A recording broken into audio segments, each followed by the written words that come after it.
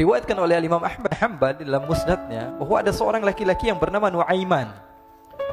Ini Nuaiman di kehidupan Rasul sallallahu alaihi wasallam ada orang yang seperti itu gitu. Orang yang sering minum minuman keras. Rasul sallallahu alaihi wasallam marah, murka. Rasulullah kalau yang berhubungan dengan Rasulullah tidak marah. Tapi kalau sudah berhubungan dengan agama, Rasul sallallahu alaihi wasallam adalah orang yang paling marah, orang yang paling istiqamah dalam kebenaran. Maka Rasulullah panggil Nuaiman, apa yang kau lakukan? Dia katakan, aku minum minuman keras ya Rasulullah. Rasulullah cambuk dia. Kemudian dia bertobat kepada Allah. Kemudian ketahuan lagi minum. Kemudian dicambuk lagi oleh Rasulullah sallallahu alaihi wasallam, sehingga sebagian sahabat memukul dia dengan pukulan yang banyak. Sehingga apa yang berlaku? Sebagian sahabat mengatakan, la'natullahi ala Nuaiman. Semoga Allah melaknat Nuaiman. Dia mempermainkan Rasulullah. Dia bilang sudah mau taubat tapi minum lagi. Dia bilang sudah mau taubat tapi minum lagi. Maka Rasulullah SAW mengatakan, la tal'anuh fa innahu yuhibbullah wa rasulah. Kata Rasulullah, jangan kamu laknat Nuaiman, karena dia itu cinta sama Allah, cinta sama Rasulnya. Dalam riwayat dia dicintai Allah dan dicintai oleh Rasulnya Muhammad sallallahu alaihi wasallam. Ibn Majah menceritakan bahwa Nuaiman ini pernah suatu waktu diajak oleh Sayyidina Abu Bakar pergi ke negeri Syam. Negeri Syam itu di mana? Seperti yang diceritakan tadi, antara daerah Suriah, Lebanon, Yordania, kemudian Palestina. Daerah seperti itu. Umumnya orang Quraisy pada masa itu mereka memiliki rihlah berdagang, membeli dagangan ke Syam, kemudian dijual lagi di kota Makkah. Ketika itu Rasulullah SAW didatangi Abu Bakar.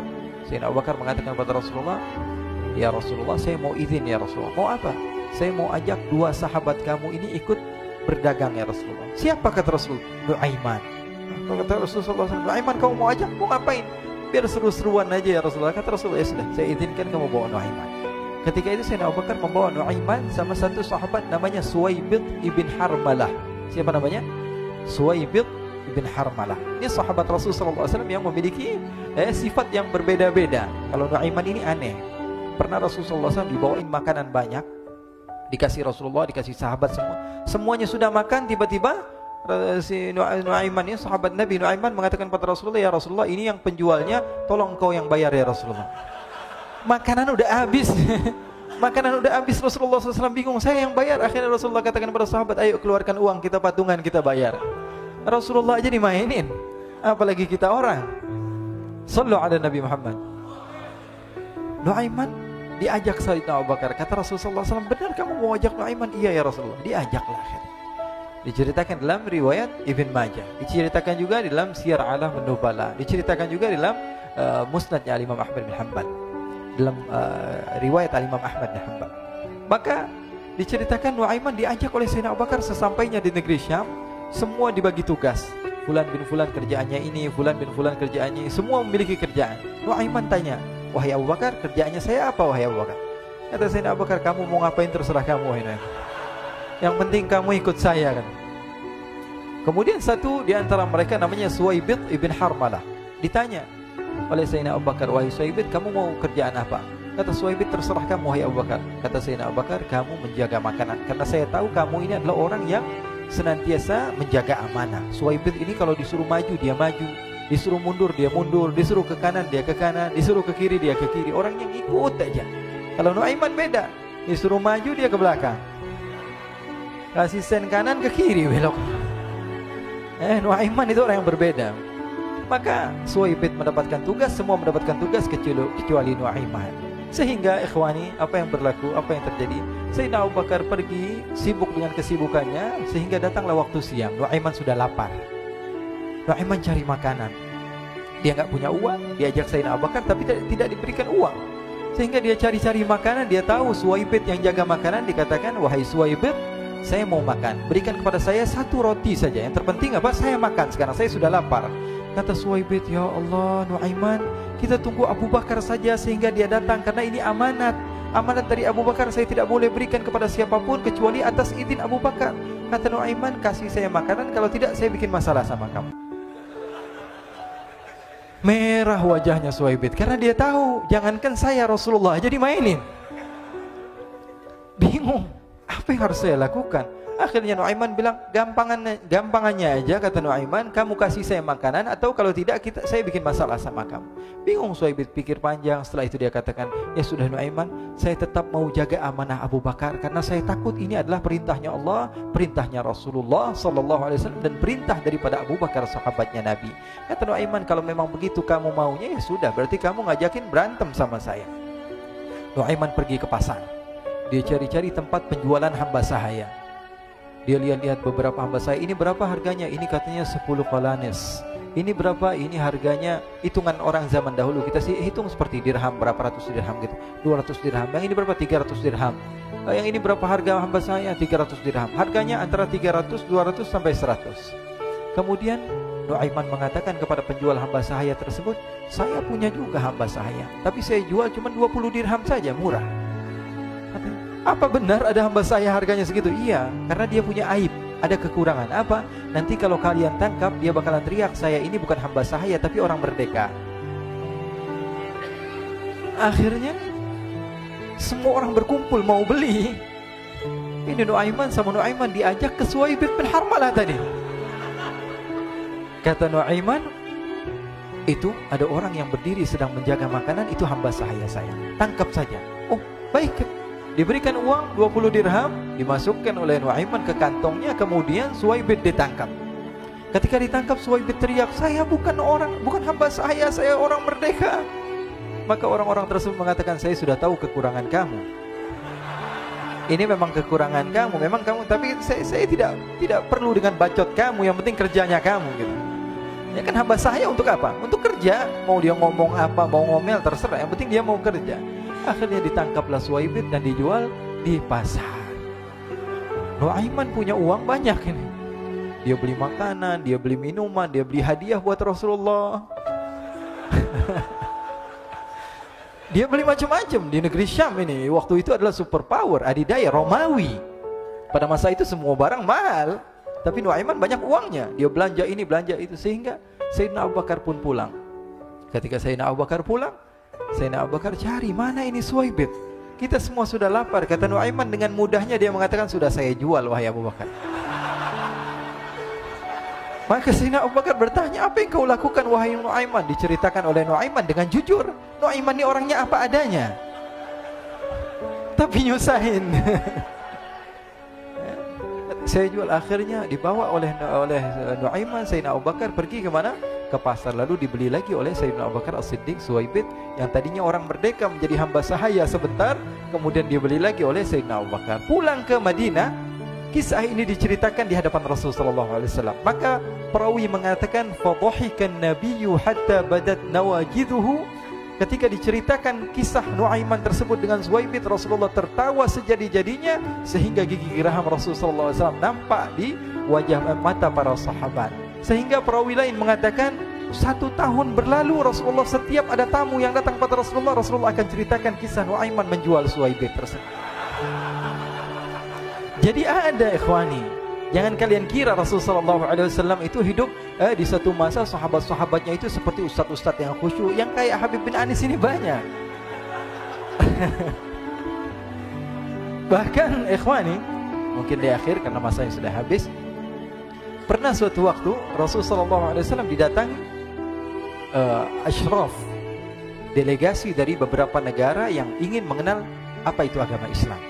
Sehingga mereka datang ke rumah Rasulullah SAW membawa unta, kendaraan yang ketika itu kendaraan yang paling mahal mereka miliki. Itu untanya yang paling mewah. Diikat di depan rumah Rasulullah SAW. Tamunya pun masuk, duduk bersama Rasulullah SAW. Di depan rumah Rasulullah SAW ada beberapa sahabat. Ada Sayyiduna Hamzah. Kalian tahu Sayyidina Hamzah adalah orang yang pemberani. Ada Sayyiduna Umar. Kalian tahu Sayyidina Umar adalah orang yang pemberani. Ada Sayyiduna Ali bin Abi Thalib. Ada Sayyiduna Sa'ad bin Abi Waqqas. 4 sahabat ini lagi nongkrong gitu depan rumahnya Rasulullah SAW, berjaga sebelum Allah Subhanahu wa taala turunkan ayat wallahu ya'simuka minan nas. Ketika mereka sedang asyik duduk, tiba-tiba Nuaiman datang. Ini Nuaiman kalau datang pasti bikin sesuatu yang aneh. Bahkan dikatakan tidaklah Rasulullah SAW dalam keadaan bersedih, kecuali Nuaiman datang Rasulullah akan tersenyum. Jadi sebagian sahabat itu senang kalau sudah Nuaiman datang, pasti Rasulullah bahagia. Tapi ketika itu Nuaiman datang, ingin duduk bareng-bareng Sayyidina Hamzah. Sayyidina Hamzah katakan kepada Nuaiman, bercanda begitu. Nuaiman, kamu lihat unta orang datang dari luar Arab ini. Lihat, kata Nuaiman, ini besar banget, ini badannya besar gitu. Dagingnya pasti banyak. Iya, ini kalau kita sate enak nih ntar malam. Kata Nuaiman. Kata Sayyidina Hamzah, apakah kamu berani? Kata Nuaiman, saya berani aja asal kalian gak bilang sama Rasulullah. Kata Sayyidina Hamzah, benar wahai Nuaiman, benar kan? Akhirnya Sayyidina Hamzah lupa masalah itu, cuma bercanda-bercanda saja. Sayyidina Hamzah lagi asik sama Sayyidina Umar, Sayyidina Ali. Tiba-tiba apa? Ternyata ketika dia melihat unta tersebut sudah pisah antara kepala sama badannya. Nuaiman mengatakan, wahai Hamzah, ini unta saya sudah potong, saya mau pergi sebentar. Kalau Rasulullah cari saya, tolong jangan beritahu di mana saya. Nanti kalau keadaan sudah aman, mari kita nyate bareng-bareng. Ini ada yang seperti itu di zaman Rasulullah SAW. Maka dia pun berlari dan berlari mencari satu tempat supaya Rasulullah SAW dia selamat daripada Rasulullah SAW. Sehingga Sayyidina Hamzah bingung, ini kalau Rasulullah keluar gimana? Ada Hamzah Asadullah, ada Ali bin Abi Thalib, ada Umar, gak bisa jaga kendaraannya, tamunya Rasulullah SAW. Akhirnya benar apa yang terjadi, ikhwani. Rasulullah SAW tamunya mau pulang. Ketika dia buka pintu tamu melihat apa? Untanya sudah begitu. Mereka teriak, wa naqatah, unta kami wahai Muhammad. Baru mau kenal Islam, unta kami, kendaraan kami sudah dibuang. Rasulullah SAW lihat Sayyidina Hamzah, lihat Sayyidina Ali. Mereka gak bisa ngomong, mereka hanya bilang apa? Nuaiman ya Rasulullah. Rasulullah perintahkan Sayyidina Umar, wahai Umar, sekarang kamu ambil uang, kemudian kamu gantikan, kemudian kamu berikan 2 kali lipat daripada harta unta ini, sehingga apa? Agama Islam tidak didengar dengan sesuatu yang tidak baik di luar sana. Akhirnya diberikan harta, diberikan unta yang baru dan diberikan harta yang lebih untuk orang tersebut, sehingga orang tersebut tidak menjelek-jelekan agama Islam. Kata Rasulullah SAW, dan sekarang waktunya kita balas dendam sama Nuaiman. Nuaiman ternyata berlari tempat yang jauh sampai hampir keluar dari kota Madinah. Dia dapatkan seorang sahabat Nabi yang hadir juga dalam peperangan Badar, namanya Al-Miqdad bin Al-Aswad. Siapa namanya? Al-Miqdad bin Al-Aswad ketika itu sedang menggali sumur. Ketika sedang menggali sumur, Nuaiman datang. Nuaiman katakan kepada Miqdad, wahai Miqdad, wahai sahabat Rasul, kamu orang yang hadir dalam peperangan Badar, kamu adalah orang yang hebat. Dipuji-puji sama Nuaiman. Ada maunya ini. Akhirnya dia bilang, wahai Miqdad, tolong saya. Kenapa wahai Nuaiman? Kamu ini kekasihnya Rasulullah, orang yang disayang sama Rasulullah. Kenapa? Saya ini sedang dikejar-kejar orang jahat. Tolong selamatkan saya. Saya pengen masuk ke dalam sumur, boleh atau tidak? Kata Miqdad, siapa yang mengejar kamu? Pokoknya saya dikejar sama orang-orang. Kamu mau atau tidak selamatkan saya? Ya sudah, selagi kamu itu adalah sahabat Nabi, silahkan kamu masuk. Masuk akhirnya Nuaiman ke dalam sumur tersebut. Lalu Nuaiman mengatakan, wahai Miqdad, dia keluar lagi. Nanti kalau ada yang cari saya, tolong jangan beritahu saya di dalam sumur ya. Kata Miqdad, baiklah. Kata Nuaiman, siapapun yang bertanya tentang saya, kamu tidak akan kasih tahu. Iya, kata. Walaupun Rasulullah yang tanya saya. Katanya, enggak mungkin Rasulullah datang ke tempat sejauh ini. Iya, walaupun Rasulullah. Akhirnya masuk Nuaiman. Setelah beberapa menit Rasulullah dan rombongan benar datang. Miqdad bingung ini. Ini kenapa Rasulullah datang ke RW kami ini? Ada apa ini Rasulullah sampai sejauh ini? Ditanya, ya Rasulullah, ada apa ya Rasulullah? Kata Rasulullah, saya cari Nuaiman. Di mana Nuaiman? Innalillah, kata Miqdad. Enggak dijawab ini Rasulullah. Kalau dijawab saya ingkar janji. Akhirnya apa dia katakan? Wahai Rasulullah, mata saya tidak memandang kepada Nuaiman, tapi tangannya nunjuk ke dalam sumur. Sahabat. Apa dia bilang? Mata saya tidak melihat kepada Nuaiman, tapi tangannya nunjuk ke sumur. Akhirnya dibuka sama Rasulullah, Nuaiman muncul. Kata Rasulullah, Nuaiman, kamu bikin malu saya, wahai Nuaiman. Ya Rasulullah, yang bersalah bukan saya, tapi orang yang mencari saya bersama kamu, ya Rasulullah. Akhirnya Rasulullah nengok, siapa? Ternyata Nuaiman sudah lari kabur. Sallu ala Nabi Muhammad. Kisah-kisah seperti ini sebenarnya banyak sekali, ya. Ini menunjukkan kepada kita bahwa kehidupan Rasulullah itu begitu indah. Rasulullah SAW, kalau kamu mau menjadi orang yang baik, contoh Rasulullah. Mau menjadi bapak yang baik, contoh Rasulullah. Mau menjadi pemimpin peperangan yang baik, Rasulullah. Mau menjadi murid yang terbaik, contoh Rasulullah. Bagaimana akhlak Rasulullah. Mau menjadi suami yang baik, contoh Rasulullah. Dalam segala hal, apapun itu Rasulullah SAW adalah makhluk yang paling terbaik.